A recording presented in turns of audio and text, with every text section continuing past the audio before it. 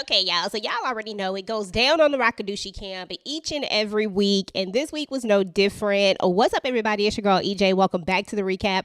Today we're going to be talking about Ruthless. This is episode 16. These are my quick thoughts, y'all. First and foremost, Aaron is always getting away somehow, some way. He manages to make it off of the doggone Rakadushi camp. Your girl Lacey been trying to get away all this time, and she can't even do it successfully. But Aaron has made it. Yet he keeps taking his butt right back. So let's see where he goes this time, y'all. Mac and Sheriff Conley, of course, are still in cahoots, still trying to be sly and slippery. But I will say that Mac is not dumb. He definitely knows not to say too much in that office because he feels like it's bugged. Your girl Elder Mother Marva was doing the most in this episode, y'all. She was just a lot, as she usually is. That she does tell Zane, hey, make sure Lacey stays away from them sharp objects. And I was like, you probably right. You don't want Lacey nowhere near the sharp objects. But when your boy River decides that he's going to try to trick Elder Mother Marva into actually giving,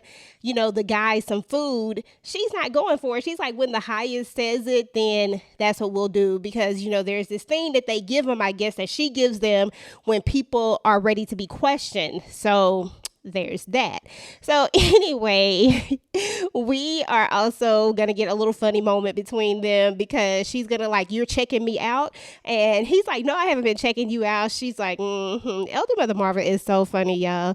So anyway, y'all, Malcolm is still doing too much talking. He just talking, trying to get Peter to let him out. Like he wants him to help him. And I'm like, dude, he tied up. I don't really know what he can do for you. But he even goes on to tell more stories about the highest, about how the highest robbed these people and he murdered all of these people and all of these kids and stuff like that. So this didn't shake Peter though. So it is what it is.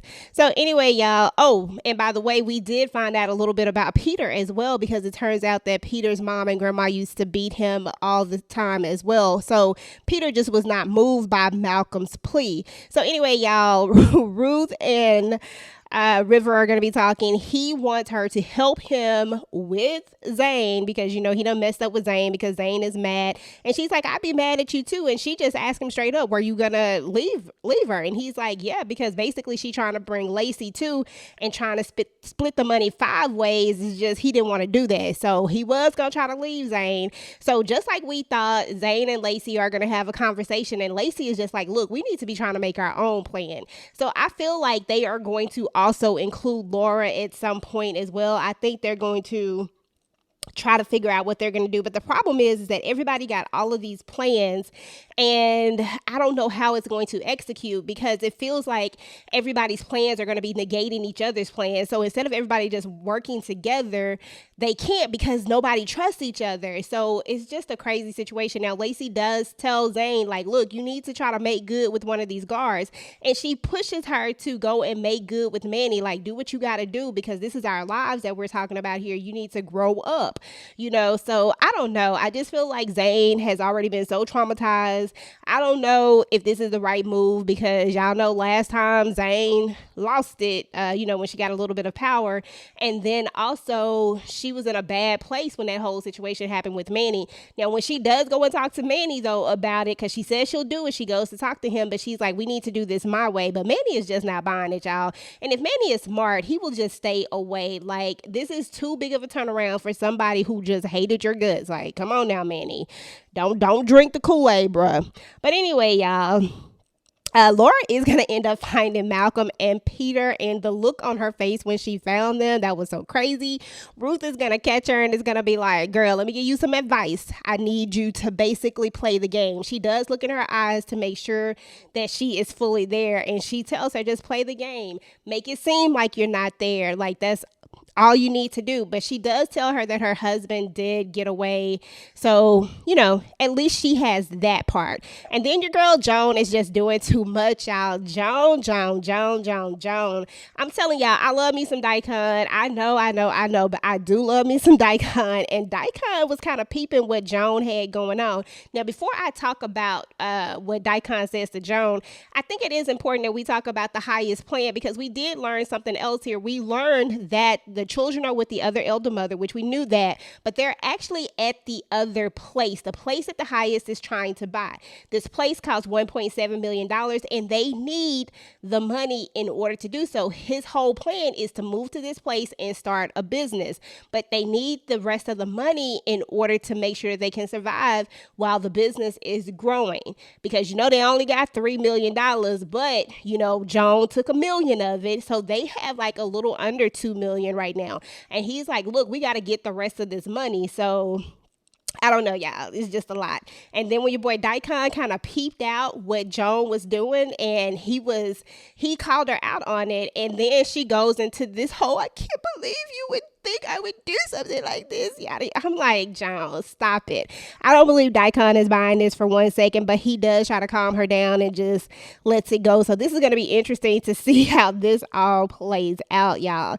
Now, anyway, y'all, Bridget is peeping around the corner. She don't trust Louis. She like something ain't right. So she peeking around the corner. Your boy Louis got, he got all the girls. You know what I'm saying? Louis is a playboy. So he see this girl. She over there taking a shower. He do this in broad daylight too. I'm just like, y'all just running amok up here on the camp right now. They go into the place where the men use the bathroom, or whoever use the bathroom, and they in there getting it on. Bridget see it, and now she upset, and now, oh my goodness, we know she gonna jack up this plan anyway, but Bridget is doing too much.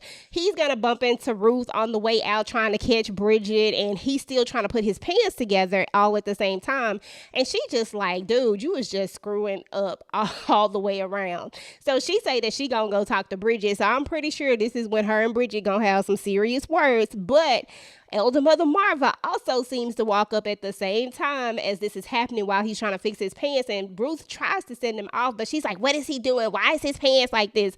And so Ruth, of course, thinks quick on her feet and says that because your fool gave him the runs.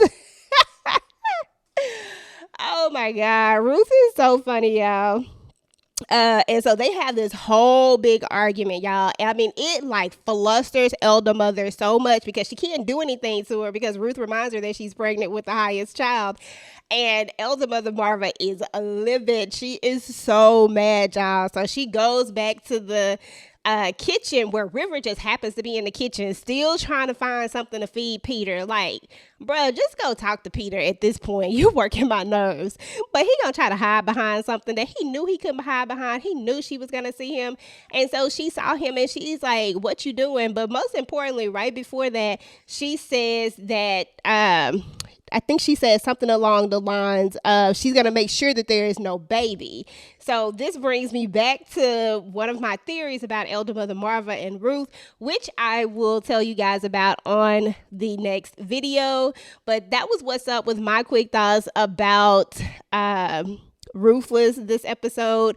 It was a lot going on. We learned more information. We had a little bit more, action this particular episode. I enjoyed the episode. I just hope that I just need Lacey to get off the camp, because y'all, Lacey gonna be a live wire. Lacey, he don't trust nobody, and I just feel like if Zane and Lacey don't get out, it's probably going to be because of Lacey, because I don't know how much longer she can really hold out, because she be ready to go. She be all like, I'm going to play the game, but when it come down to it, Lacey be ready to sell on you in a minute. So I don't know, y'all. But I do think that Zane is going to definitely not trust any of them anymore. And I don't know, this is going to be interesting to say the least, but if everybody would just work together, maybe they could all get off the cam. Maybe they'd have to split the money, but it is what it is, y'all. So anyway, let me know what y'all thought about this episode. What did y'all think about Joan and Daikon? What did you think about River, Elder Mother Marva, Ruth, all the shenanigans that went down this episode? Go ahead and get the conversation started down below. Meanwhile, guys, if you like the video, make sure to go ahead and like, share, and subscribe to your girl channel. Turn on your notifications so that you do not miss out on any of my future Ruthless talks. Now, guys, do not forget that every Wednesday we do go live with the Ruthless Roundtable. Myself, VKJ, and Tika Deshawn to discuss everything that happened in detail. So definitely come and check that out. Meanwhile, YouTube says that you just might like this video next, guys. Until next time, peace.